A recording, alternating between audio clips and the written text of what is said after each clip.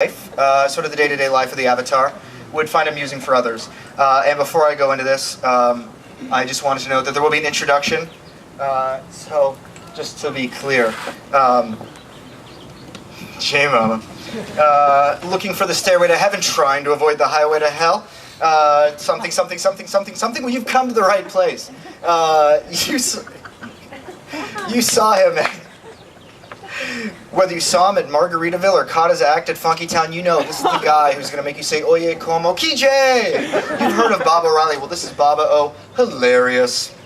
So put your hands together for the man who built this city out of rock and roll. Also my rock lobster. I mean, Mayhair Baba.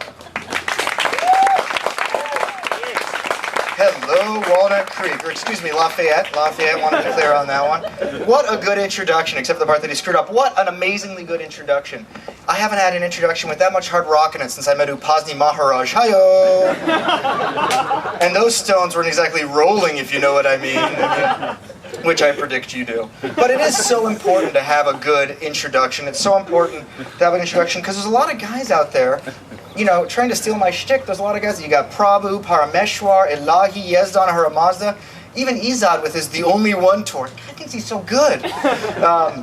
Trying to do the same sort of observational, ethnic, comic avatar thing, which is why it's very good, you know, to have an intro guy. Because I know what you guys are thinking. Believe me, I know what you guys are thinking in so much as I know what you guys are thinking.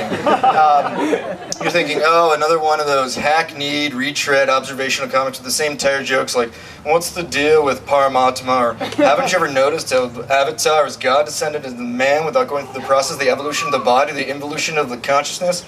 Like, we haven't heard those jokes before. So that was, I think, one of the main reasons why I had to fire Colonel Ronnie as my intro guy. That was just, I mean, he was giving me some terrible introductions. He'd be like, put your hands together for a real disgrace to his community. You know, are you ready to embarrass your ancestors? Or the one where I could not come on after this. He'd just be like, infidel. Just come onto the stage. I mean, at least give me some passion. He'd be like, infidel. You know? And he was saying some things that were pretty mean, not gonna lie. I mean, I'll be honest, I put a little bit of weight, and by a little bit I mean a lot, and by a lot I mean I wash lepers' feet with a rag on a stick. And he was saying things like, oh man, this guy really lives without beginning and without end, if you know what I mean. You know, wow, of the three worlds, I think this guy is the three worlds. Or the one that I had to fire him on the spot, he was like, none can measure you. That was just inappropriate. That was just difficult to deal with emotionally. And I know this might be a little surprising to you because you think, oh, it's the Avatar. It's so glamorous. What a glamorous life at the paparazzi. But if you've ever taken the time to really think about my life, to really sit down and look at my life, it's really not as glamorous as you might think. Like, when I was living with Hazrat Babajan, for example, you might think, wow, that sounds great. Hazrat Babajan, perfect master. But have you ever taken the time to look at her calendar, her iPhone calendar? No, you haven't. You haven't taken that. And if you had, you'd see, I mean, it's like 9 a.m. to noon. Sit under a neem tree.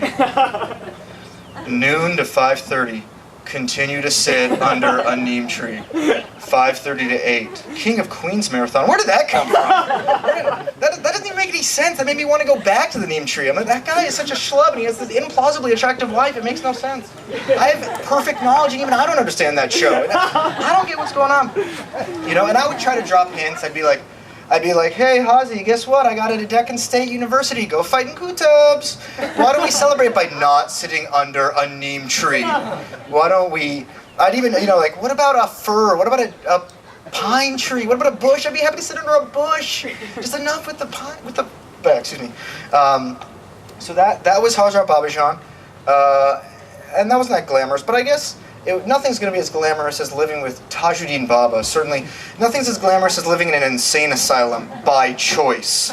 That's certainly, I don't know how Robin Leach's, you know, Lifestyles of the Rich and Famous didn't have an episode about Tajuddin Baba at any point, you know.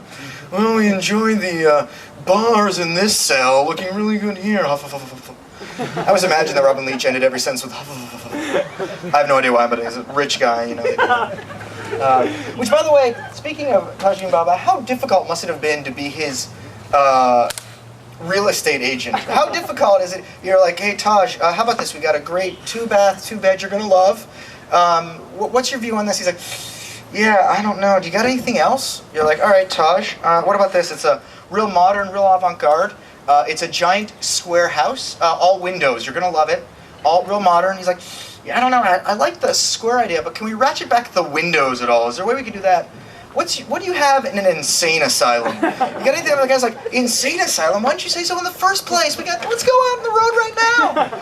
I mean, I don't know, how was that? Like, Taj, how about this place? He's like, no. Well, okay, how about this place? No. What about this place? No. How about this place, Taj? No, I mean, yes. I mean, no. You're just like, Taj, you're insane. You should live in an insane asylum. I'll take it. You know? I mean, that was just... And that was Taj and Baba. What do I say about Upasni Maharaj? I guess Upasni Maharaj, it's kind of like watching that scene in Basic Instinct with Sharon Stone, you know what I'm talking about, where she crosses her legs. David Greenstein, I'm watching you over there. And it's kind of like that if Upasni Maharaj is a 65-year-old Hindu man who wears a gunny sack and only a gunny sack.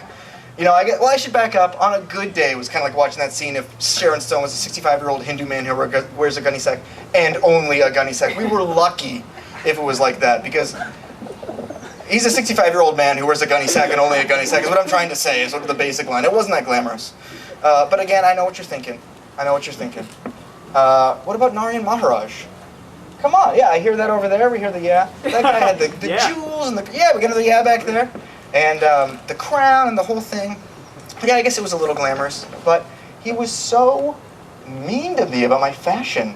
He was so like, white Sajar again? That is so Sepoy Mutiny. I mean, come on here. What are you doing? I'd be like, white Sajar on Monday, white Sajar on Tuesday, white Sajar on Thursday?